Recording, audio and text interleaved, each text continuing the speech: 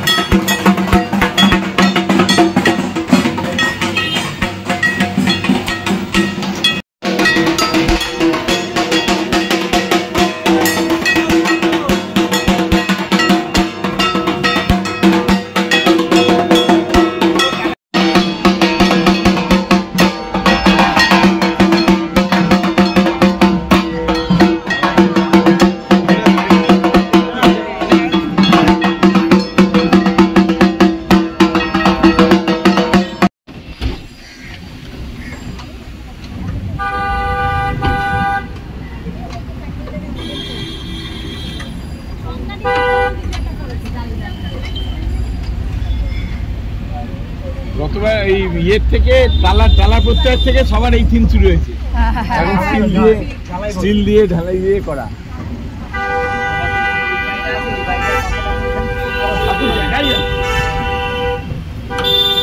দেখাই যাচ্ছে আমাদের একটা অলমোস্ট রিচুয়ালের মতো হয়ে গেছে। কলা বউ স্নান করিয়ে ফেরার সময় আমরা কচুরি জিলেপি খেয়ে ফিরি।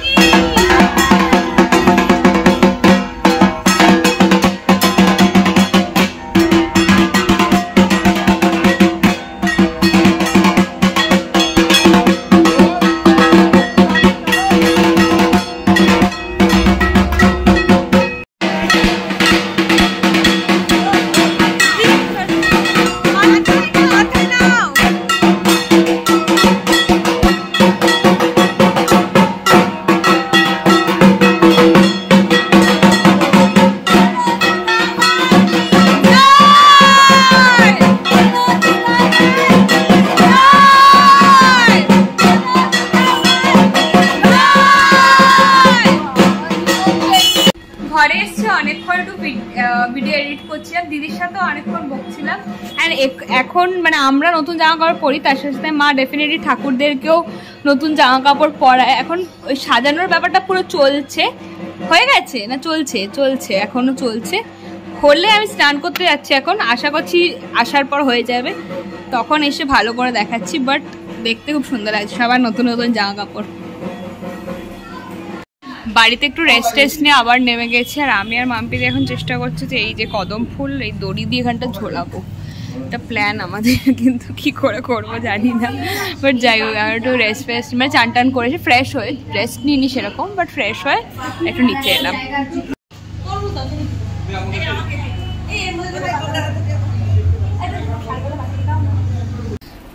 এখন বাজে 8:11, মানে আমি বিভৎস ঘুমিয়ে পড়েছি। লিটারালি মাম্পি দিয়ে আমাকে ডেকে যেতে যাচ্ছে যে, অ্যান্ড আমাকে ওয়ার্নিং দিয়ে গেছে যে এইটুকু টাইম আছে, এর মধ্যে উঠে রেডি হ। যাই হোক, তো উঠে রয়েছে, আমাকে দেখে আমি জানি খুব ঘুমন্ত লাগছে। রাত্রিবেলা লিটারালি আমি 2 ঘন্টা ঘুমিয়েছি, ভিডিও এডিট করে 3:30টায় শুয়েছি, 5:30টায় উঠেছি। 2 ঘন্টা ঘুমানোর পর এটাই হয়। যাই হোক, এখন ফ্রেশ ট্রেশ হই, জামা কাপড় পরে নিচে নামি, কারণ মর্নিং দেওয়া রয়েছে অলরেডি।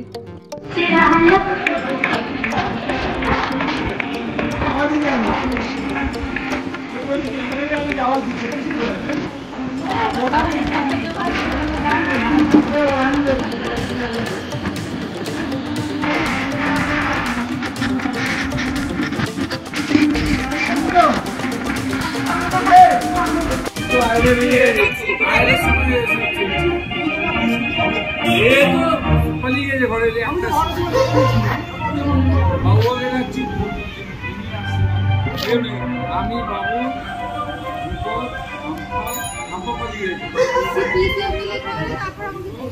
রাহুল কুসু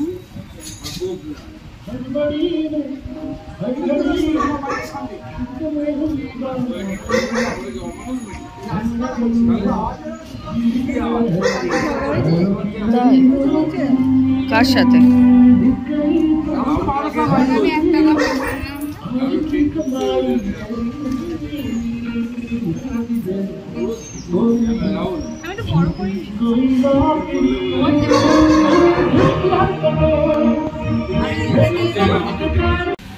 তখন আমি দেখাতে ভুলে গেছি, বিকজ মানে ভুলে যাইনি, বাট এত লোকজন ছিল আমার নিজেরই লজ্জা লাগছে দেখাতে। বাট যাই হোক, এখন এটা হচ্ছে পুরো আউটফিট। অলরেডি আমি আংটিও কিনেছি, ঘড়িও কিনেছি, কিছুই পরে নামিনি 1 টাকা করে মধ্যে। এই জিন্সটা আমি ওয়েবসাইট থেকে কিনেছি, আর কারো দুটাও হাতি বাগানের কালেকশন। তো এটা হচ্ছে আমার পুরো লুক, তোমরা কমেন্টে বলো কেমন লাগে। এখন বাড়ি ফিরে একটুখানি বসে আছি, মানে খাবারটা গরম করেছি, আর এখানে আমি ব্লগ এডিট করার চেষ্টা করছি। ব্লগ এডিট করছি অ্যাকচুয়ালি ষষ্ঠীর ব্লগটা। আজ সপ্তমী, তো ষষ্ঠী ব্লগটা পোস্ট করব আর কালকে সপ্তমী ব্লগটা হবে। তো যাই হোক, আমরা সবাই মিলে হয়তো নিচে নামবো, বাট না নামার চান্সেসটাই সব থেকে বেশি, বিকজ কালকে অষ্টমী, তো জানি না সবাই নামবে কিনা, বাট সবাই যদি নামে তাহলে একবার ডেফিনেটলি নিচে নামবো আর সবাই মিলে আড্ডা মারবো। এই 4টেই তো দিন, মানে যেখানে কাউকে বলে, মানে বাড়িতে না বললেও কোনো যায় আসে না সত্যি, কারণ কি মানে মা বাবারও যায় আসে না, কারণ কি জানে কোথায় আর যাবে, এদের সাথেই থাকবে আর নিচেই নামবে। তো যাই হোক, সেই জন্য এই 4টে দিন একদম ফাটিয়ে মজা করার চেষ্টা করি সবাই। সো দেখা যাক, সবাই যদি যায় ডেফিনেটলি নিচে নামবো অ্যান্ড একটু আড্ডা ফাড্ডা মারবো আর কি। তো এই হচ্ছে প্ল্যান, দেখা যাক যদি যায় ডেফিনেটলি যাবো, আর না হলে ভিডিওটি এডিট করে পোস্ট করে ঘুম।